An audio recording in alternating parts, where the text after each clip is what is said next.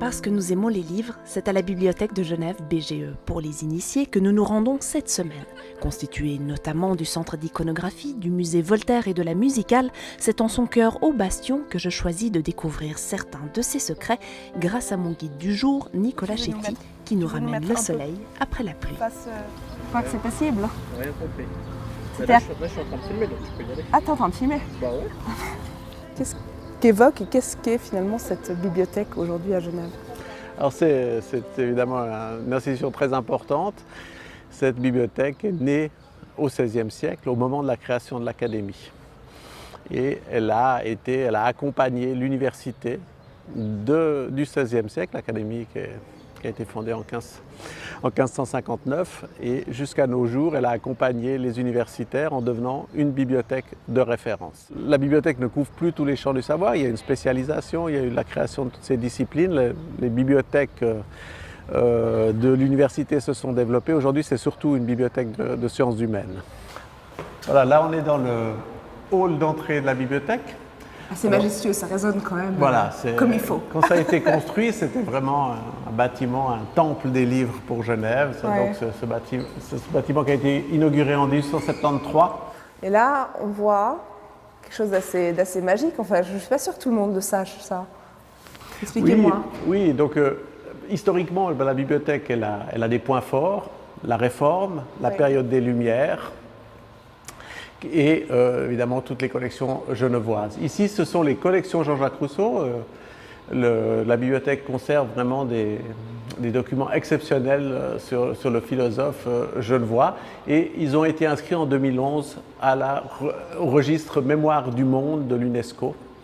Et donc Vu leur valeur universelle exceptionnelle. Voilà, donc au bénéfice de toute l'humanité. Donc ça veut dire que ces collections exceptionnelles ont été reconnues à l'échelle internationale, et c'est évidemment quelque chose dont on est très fier et qui est très important pour notre institution. Les Bastions, ce sont plusieurs étages, à commencer par le libre accès au rez-de-chaussée, avec près de 40 000 ouvrages en sciences humaines à disposition. On est passé par l'histoire, ici c'est la littérature. C'est évidemment ces thèmes-là qui sont privilégiés ici. Nous montons d'un étage pour accéder au service de référence. C'est le service qui va répondre à toutes les questions que se posent les usagers, les étudiants. Il va aussi former les gens à utiliser les différents instruments de recherche. Et après, je vous demande, et puis j'attends un petit moment. Exactement.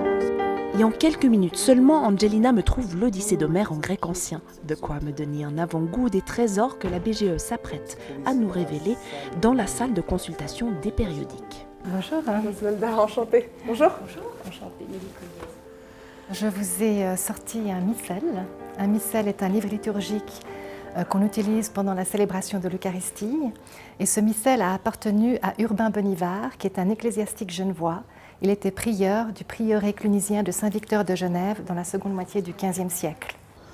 Voilà, donc on a le gros volume et puis on Le passe gros volume. Alors on passe au plus petit au volume, XVIIIe siècle, mais pas mais sans très précieux, pas sans tout importance. autant précieux. Il s'agit des Confessions de Jean-Jacques Rousseau. Donc le manuscrit autographe, c'est-à-dire écrit de la main de Jean-Jacques Rousseau.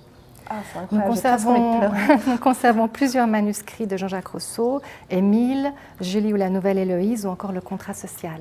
J'ai honnêtement les larmes aux yeux, c'est hyper émouvant de se dire que ça a été écrit de la main de Rousseau. Je ne pensais pas que je serais si proche de ça un jour. Bon, ben voilà. Et puis on arrive à Alors le dernier manuscrit aussi, encore, oui, alors il est moins spectaculaire au niveau ça, visuel, chaque mais chemise. il s'agit de Henri Dunant, le oui. manuscrit autographe de Un souvenir de Solferino, qui est à la base de la création du Comité international de la Croix-Rouge. N'y aurait-il pas moyen de fonder dans tous les pays de l'Europe des sociétés de secours qui auraient pour but de faire donner en temps de guerre des soins aux blessés sans distinction de nationalité? Avec l'émotion des mots originaux au cœur, il suffit de traverser le couloir pour faire une pause auprès, cachée entre les photographies de Fred Boissonnat. À bientôt. Ah là là. Ça sent quand même le livre partout. Ah, hein. partout, ouais. Ça, Imprimé. c'est quand même le livre. L'encre. L'encre. Le vieux papier. C'est assez magique. Bon, on va où? Alors on va peut-être à la salle de lecture. À la salle de lecture. Ouf, on va pas faire de bruit. C'est aussi une salle de bibliothèque qui est ouverte jusqu'à 10h le soir. Donc ça, évidemment, ça offre des possibilités de travail très étendues qui sont très appréciées. Nous poursuivons notre visite des lieux par un arrêt au dépôt légal.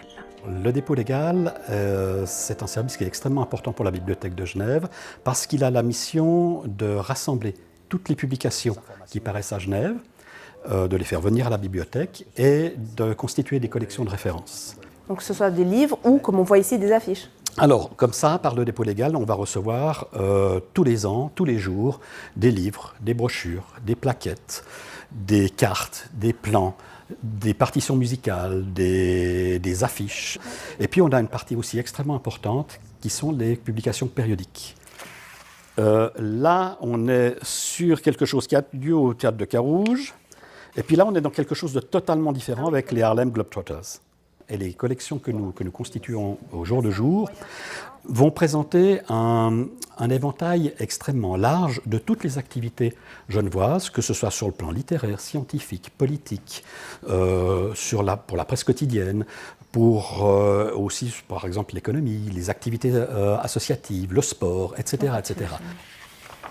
Et ça, évidemment, quand on le voit aujourd'hui, on trouve ça intéressant sans plus, mais je peux vous garantir que si vous revenez voir ces affiches dans 30 ans, vous allez leur trouver un intérêt extrêmement fort. Ouais, j'imagine. Pour collaborer notamment avec le dépôt légal, le service de conservation en pleine action.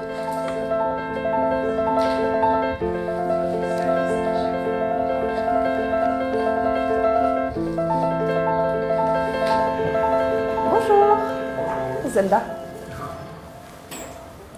Wow. Donc, nous sommes dans l'atelier de Mathias Thoman, notre photographe, qui est chargé de superviser tous les travaux de reproduction. Ça, c'est une fonction très importante de la bibliothèque, notamment pour toutes les collections anciennes, patrimoniales, qui sont ensuite diffusées sur différents sites, soit les sites de la bibliothèque, qui a des sites de diffusion de ses propres collections, soit des sites souvent nationaux où ces livres ou documents sont intégrés.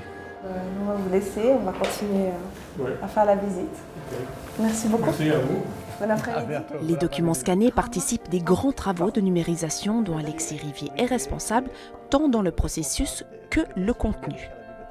Nous, notre rôle, c'est d'essayer de filtrer cette information pour l'usager, de lui proposer des pistes d'accès. Là, nous essayons de montrer qu'est-ce que, dans le numérique, nous pouvons montrer dans ces catégories.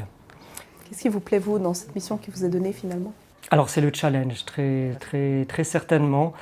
Et puis de faire cette continuité, d'offrir cette continuité. Je crois qu'il y a une métaphore que Nicolas aime bien, c'est de dire il faut donner une chance au document de trouver son lecteur, son usager. Et maintenant, avec le numérique, c'est cela. Cette numérisation est précieuse car elle permet aussi d'accéder aux documents exceptionnels que cache la BGE sans risquer de les abîmer. Ils peuvent en effet être fragiles et nécessiter une attention toute spéciale, ici de la main de la restauratrice Isabelle Aldeman.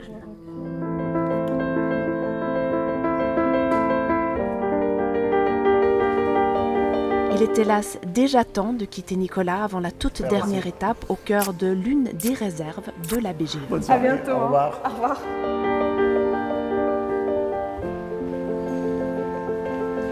Ici, c'est un des magasins de la bibliothèque, donc sur le site des Bastions, qui conserve les imprimés dits anciens. Ces magasins ont un charme certain.